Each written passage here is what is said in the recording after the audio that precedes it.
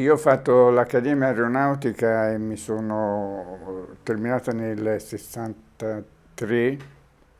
poi ho fatto Grosseto, tutto l'iter per diventare pilota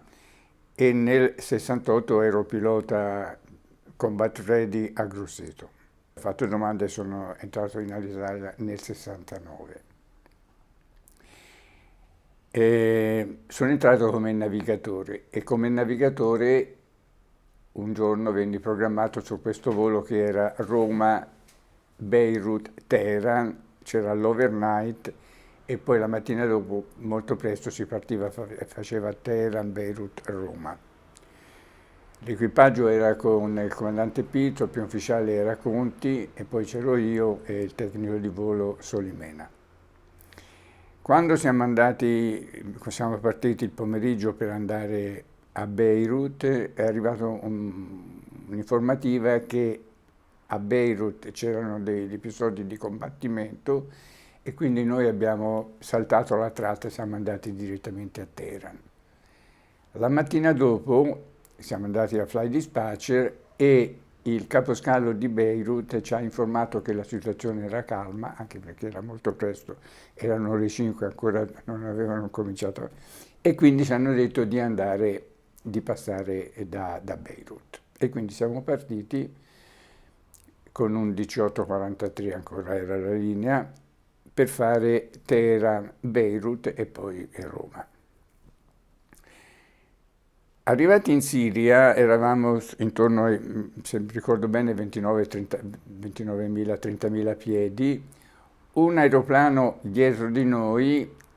ha comunicato all'ente di controllo che aveva visto degli aeroplani militari e poi hanno incominciato a parlare in arabo. Quando hanno terminato il controllo ci ha cambiato quota e ci ha dato un vettoramento perché c'era in atto uno scontro aereo tra gli israeliani e non so quale nazione araba. Quindi noi abbiamo seguito le istruzioni, ci siamo messi su un vettoramento, abbiamo cambiato quota ed io che ero navigatore mi sono messo a mezzo dei due sedili del comandante e del primo ufficiale per vedere se si vedevano questi aeroplani da guerra. E improvvisamente abbiamo avuto una grossa botta, l'aeroplano ha imbardato e si è messo in picchiata, io sono caduto per terra. La prima cosa che mi è venuta in mente, non so bene perché, ma è una reazione istintiva, pensavo a una depressurizzazione rapida, quindi mi sono buttato subito a prendere la cuffia che avevamo, la cuffia ossigeno che avevamo lì e mi sono riseduto. Poi i due piloti sono riusciti a recuperare questa imbardata e questa, quindi abbiamo perso circa 5.000 piedi di quota, poi l'aeroplano sono riusciti a livellarlo e abbiamo realizzato che si era fermato il motore numero uno, quindi avevamo perso un motore, però l'aeroplano volava regolarmente.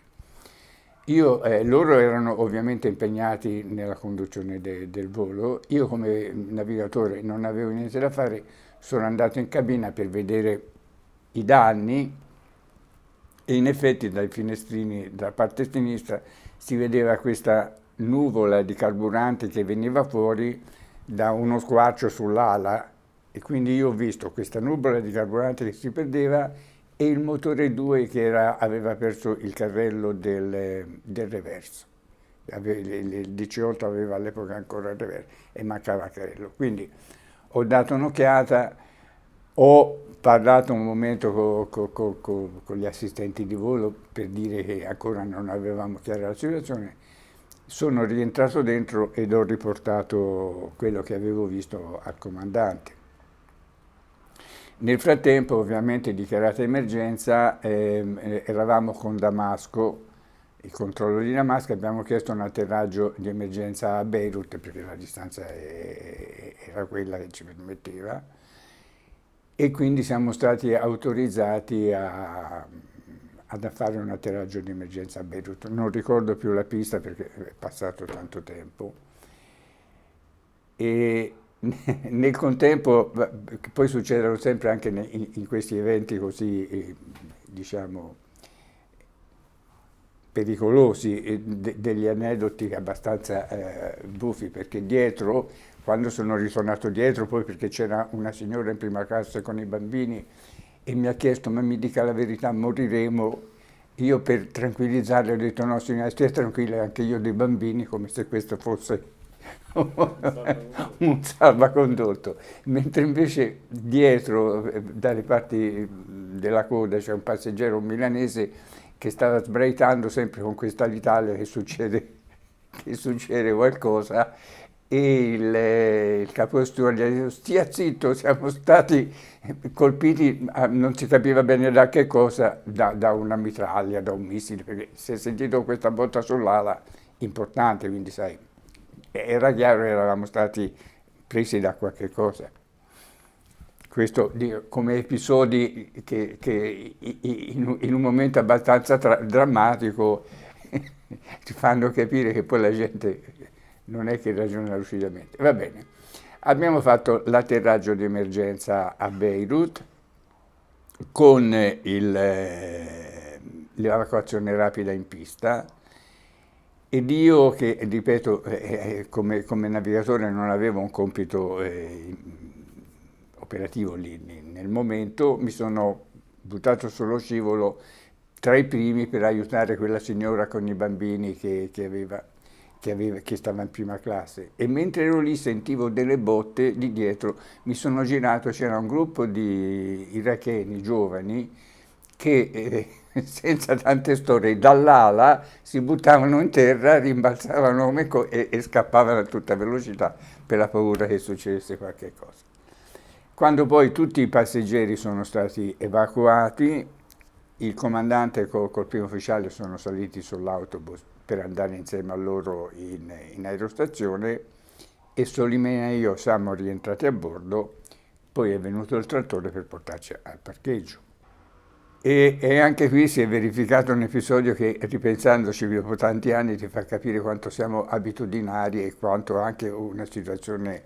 di pericolo come quella che avevamo vissuto non cambia delle volte un modo di essere, perché quando siamo arrivati al parcheggio e abbiamo finito tutto, Solimena mi guarda e mi dice e ora il blocco a che ora lo mettiamo? Perché noi avevamo l'abitudine di segnare nel libro di bordo l'ora di atterraggio e l'ora di blocco che era il momento della fine del volo. In tutto quel trambusto c'era ancora il problema di sapere a che ora metto il blocco. Quindi si è risolto tutto bene, siamo ritornati in albergo, la sera il consolato italiano ha fatto una cena per... Intanto da Roma avevano mandato una squadra con il nastro ad alta velocità pensando di riuscire a sanare In realtà il DC-8 aveva un buco di, se ricordo bene, 2 metri di diametro nell'ala, perché è venuto fuori che ci aveva colpito un missile, un Sidewinder, che io conoscevo abbastanza bene perché in aeronautica volavo sugli F-104, eravamo armati con il Sidewinder, che è un missile a ricerca di calore, quindi quando lo lanci cerca il calore emesso dal turboreattore dell'aeroplano e sul 18, avendo due motori, il getto di calore poi si univa e questo ha preso esattamente nel mezzo ai due motori. Per fortuna, perché se era